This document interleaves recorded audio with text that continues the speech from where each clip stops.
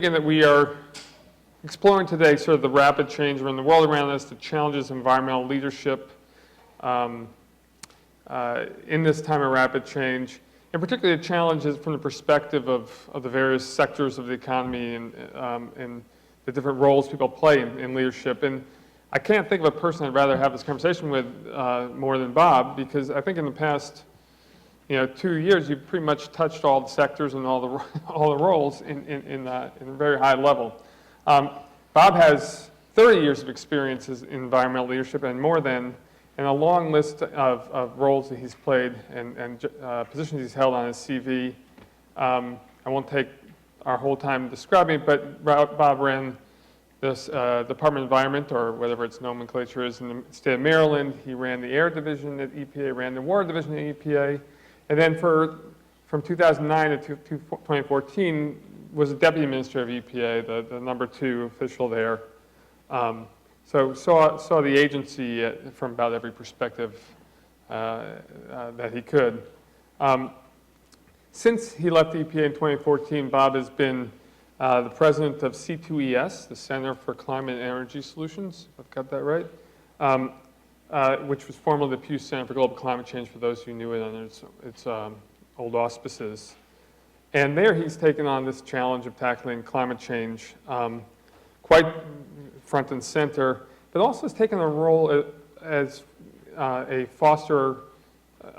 place where you're fostering the corporate voices, because the Business Environment Leadership Council of C2ES is one of the lead convenings of corporate leadership on the issue, and C2ES has a dramatic role in helping the corporate citizens figure out how they want to address the climate issue.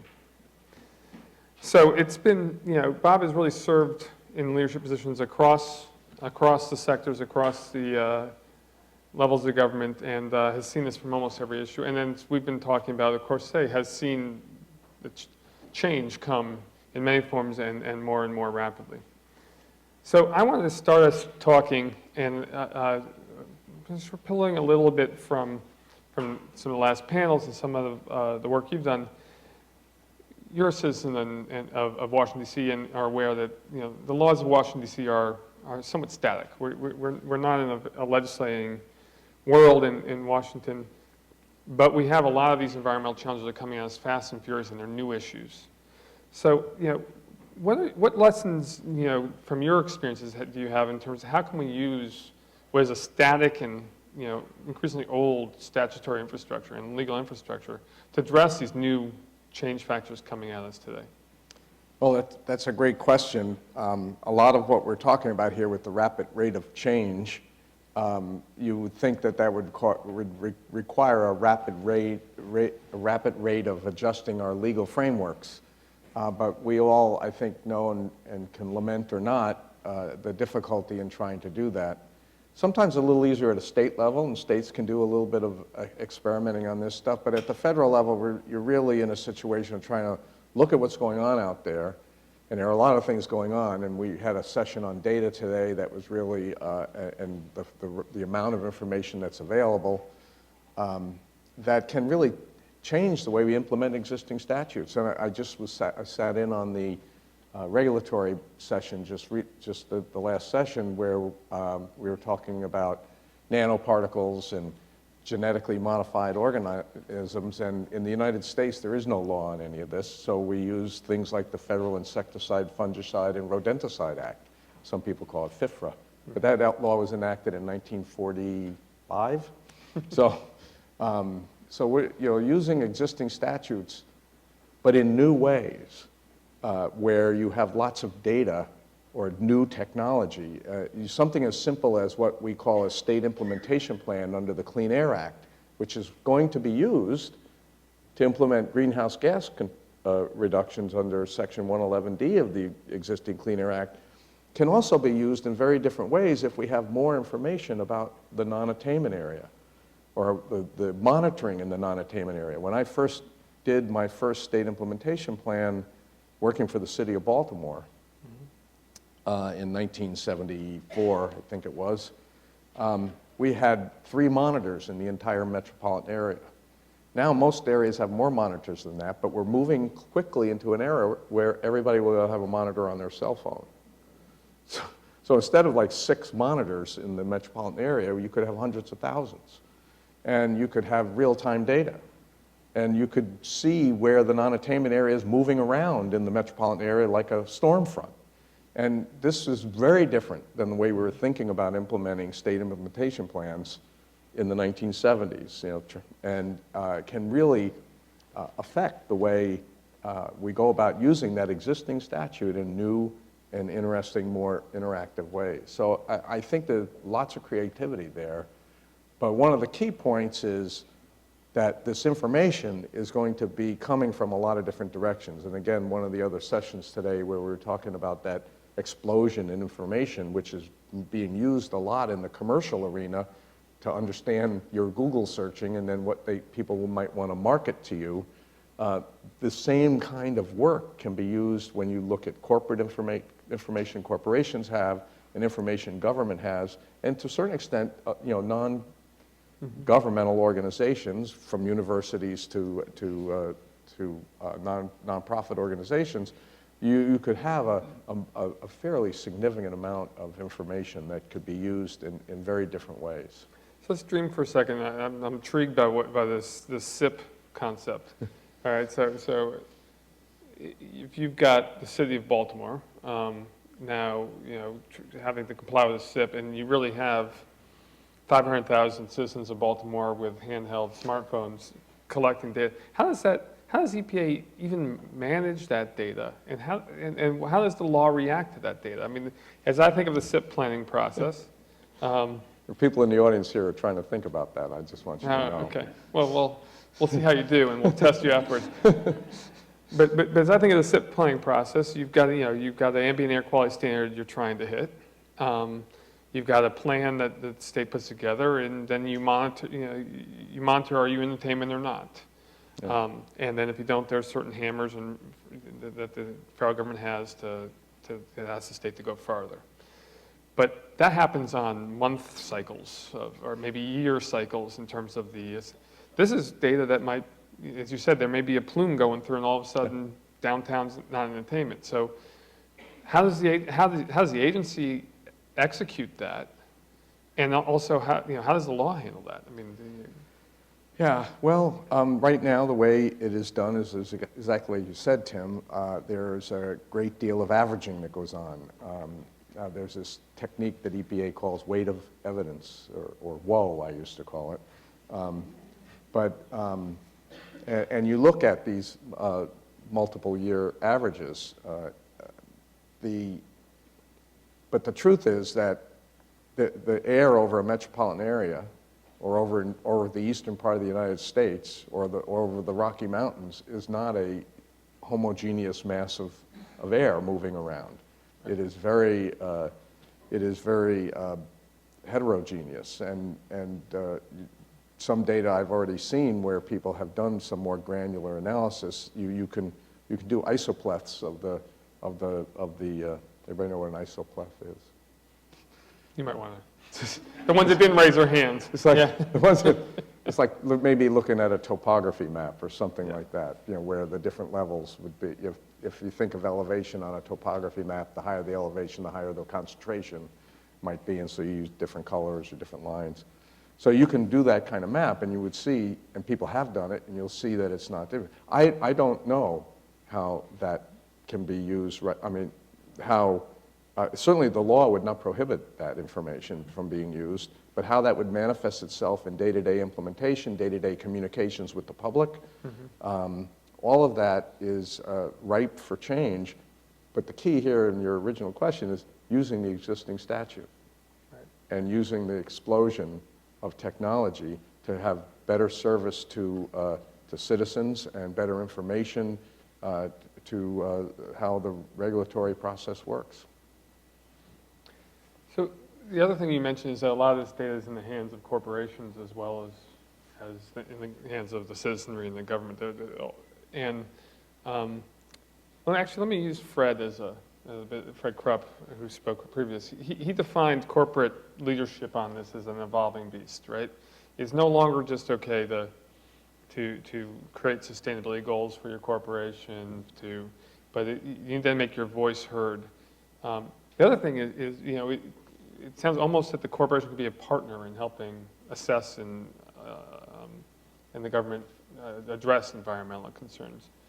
How would you react to Fred's definition of the evolving corporate leadership, and how's it, without getting in trouble with your members, how does that correlate with the corporations who are partnering with C2ES?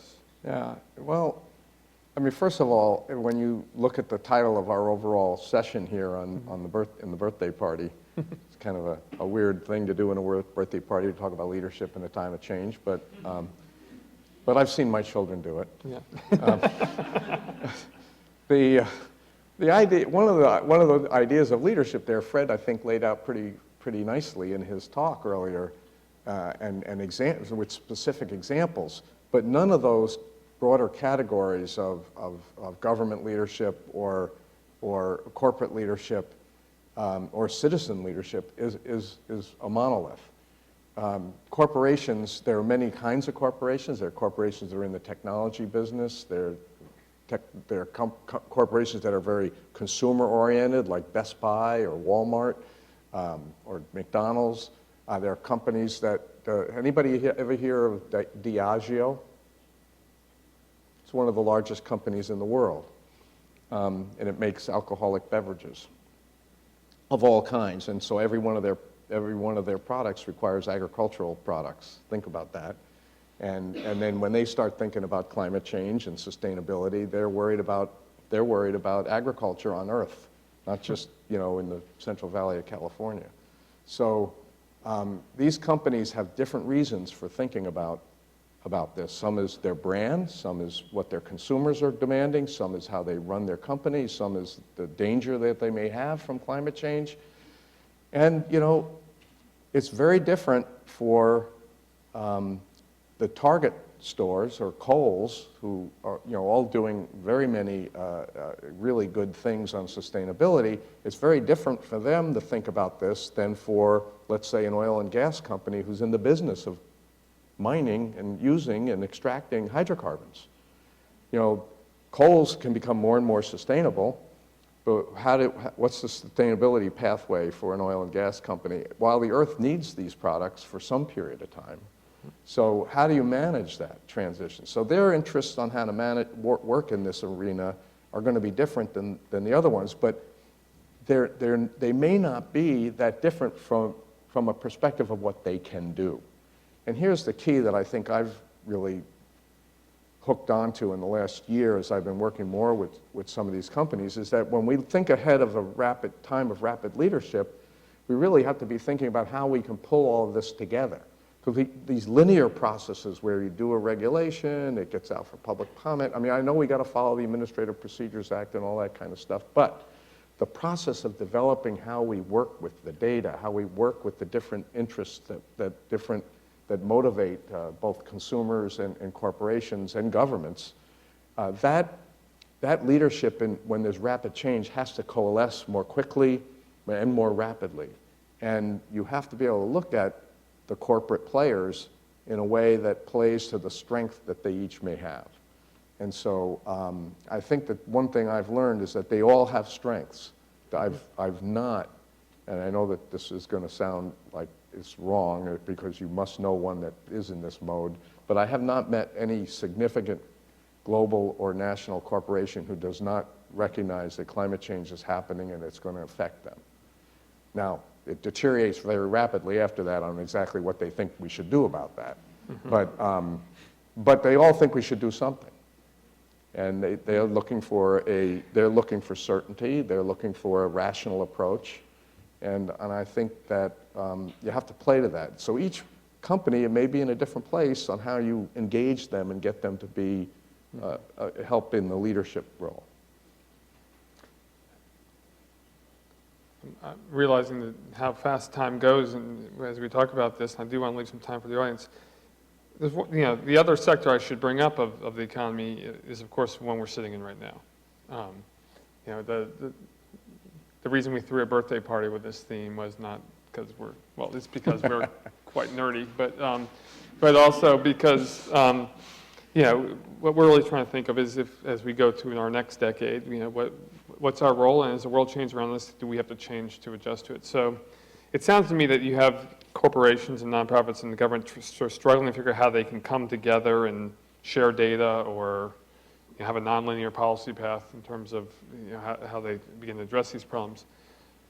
You know Duke and the Nicholas Institute and the work we do. Do you have any advice for us in terms of what role we could play in this, you know, ever-changing cocktail of action? Yeah, cocktail is a good term there, Yeah. but It was the, going back to the beverage Diageo. company. Yeah, exactly. You know, the future as we move forward is going to be and has become much more integrated. And the luxury of purely being in different disciplines is really, we need it. We need to be able to drill deep, but the luxury to be there exclusively is fading away. And I think Duke and most significant universities in the country and the world are struggling with this. And you know, your president was pretty articulate about it this morning, and the work that you guys have done to try to break those barriers, bring people together, whatever nomenclature works here in this environment is what institutes like this do. And I think the future for environmental management and sustainability, just the word sustainability, you immediately into everything from economics to the social sciences. And I mean, it is those are the three pillars, right? So you need to be able to think in a multidisciplinary way, and you need a place that integrates that. Issues like sustainability, you know, the Venn diagram between sustainability and environmental protection, and environmental management, habitat management. I've got my boreal chickadee tie on here, in case you want to know. These are original Audubon art. Well, not there, but a copy of it. But habitat for the boreal chickadee is endangered. So these things all do relate together, and multidisciplinary approaches are really important.